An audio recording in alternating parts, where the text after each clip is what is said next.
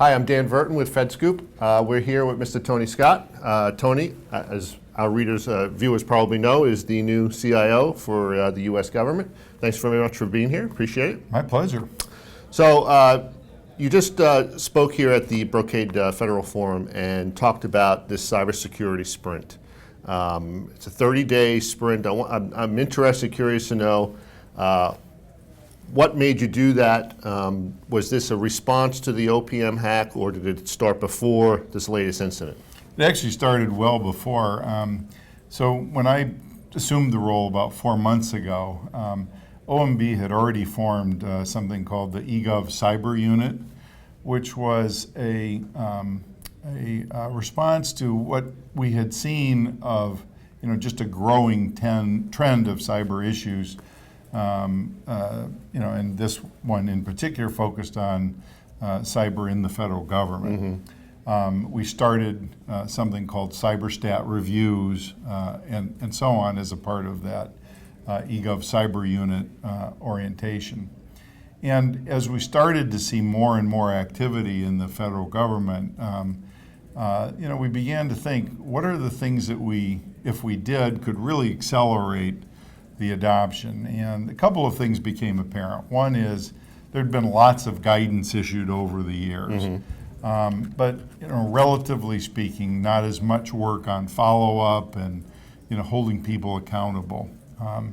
And as FTAR got passed and the role of CIOs, the accountability and the notions of better dialogue with the agency leads all sort of came together. I thought this just makes sense for us to do. So we picked a time frame, 30 days. We've got a bunch of, I think, good work streams going, and it won't be a panacea or a solve for everything, but my hope is that it'll dramatically accelerate our progress. So what's the end game? Do they come back? What exactly, are the steps they're taking, and what product do they produce for you in terms of your decision making after it's done? Sure, it's better guidance, number one. So that is our role, is to provide guidance. But primarily what we're trying to do is shorten the time frame from which we collect data, understand what's going on, and then can respond. So we used to do this on a yearly basis, then it was kind of a quarterly basis for a while. And in today's world, quarterly is just way too slow. We have to understand what's going on and what we can do in response to it in a much more timely way. We have to make sure we're resourced the right way for it and that we're taking the appropriate actions. And those are all parts of the work stream that we're on. So one of the things you mentioned was, you can't really know where you are from a security perspective unless you're measuring something.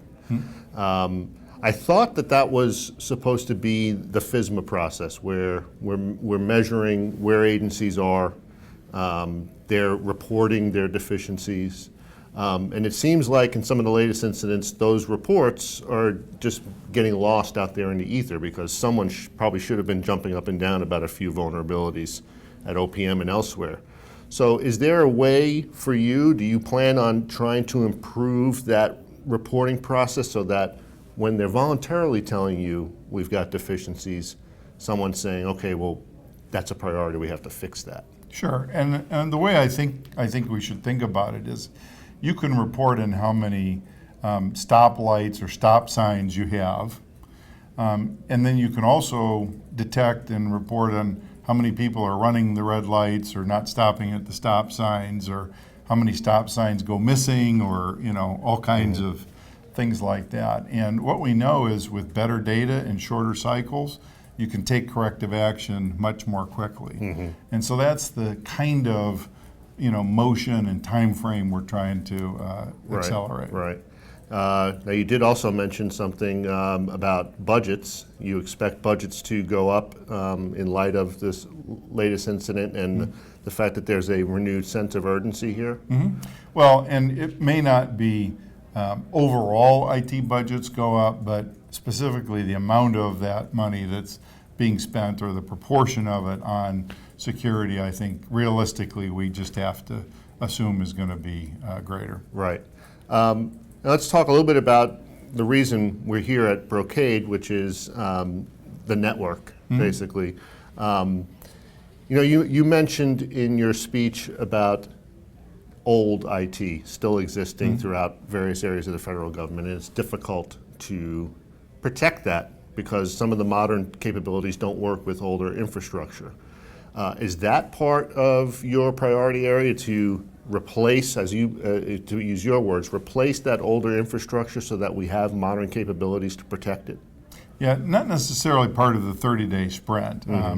This is the 30-day sprint's very specifically focused on our cybersecurity profile. But this problem of aged infrastructure is a problem not just in the cyberspace, but everywhere generally. It's greater cost, it's slow, less responsive, and in many cases not aligned now with the missions that our agencies and our federal government have. So the speed with which we can upgrade and replace that and get a more modern stack, if you will, is super important just to be quicker and being more responsive to the things that the federal government needs to do across the board. Is that going to? That sounds like a heavy lift in terms of financial burden right off the bat. Well, as I said in today's speech, I've never had an increased budget in my career in IT, and I think by leveraging and surfing the sort of Moore's Law and technology waves that are still occurring and are actually accelerating in some cases, I think there are ways that you can both modernize and optimize and either spend the same amount of money or in many cases dramatically less. And we've seen this example with our digital services teams where we're replacing old legacy stuff that was in the millions for hundreds of thousands. We're replacing things that were hundreds of thousands with tens of thousands of dollars of cost. And those are all examples where you can take savings and then apply it to the next wave of innovation that you want to drive. Digital service teams brought up your speech brought up a really sort of, I think might be a great idea, and I would love to get your feedback on this. What about the option of creating a chief information security officer for the government? You're the CIO. What should there be a U.S. CISO to sort of make sure everyone is doing what they should be doing? Sure. Well, in most agencies, we do have a chief information security officer, and that's where really most of the government work takes place. So at the moment, at least, I don't feel a need for that. We've got great help from Homeland Security and from some of the other components. And so I think at the moment, I'm not feeling the urgency for that might be the case otherwise. Because I think we've got a pretty good model for that. Final question. We talked about FISMA, you talked about monitoring and measuring and analytics. How about just encrypting the data at rest? Why is that still such a challenge? Well, it's an interesting challenge across technology platforms. So one of the sort of easy things to do is to say, well, if we just encrypted data, all our problems would be solved. And it turns out in reality it's not the case. Anybody with access to that application or with system administrator privileges and so on, the data gets unencrypted, for that user, and it doesn't really help you much in that case. But the other problem, and sort of the unspoken sort of part of this problem, is that in the federal government, and this is true also in private companies as well, there was a trend for a long time to take operating systems and applications and customize them very, very heavily. And I faced this in the private sector to the point where you couldn't take patches, couldn't take upgrades, and couldn't take advantage of some of the newer modern technologies. In essence, you were frozen in time with wherever it was you crossed over the chasm, and then that locked you out of being able to do a lot of things. So in some cases in the federal government, and this is particularly true more in the mainframe environment, but it also exists in the client-server environment, because of past decisions that are long since made and a long history, we're locked in place with an operating system or disk technology or other kinds of things that either make it impossible or make it hard to actually encrypt the information.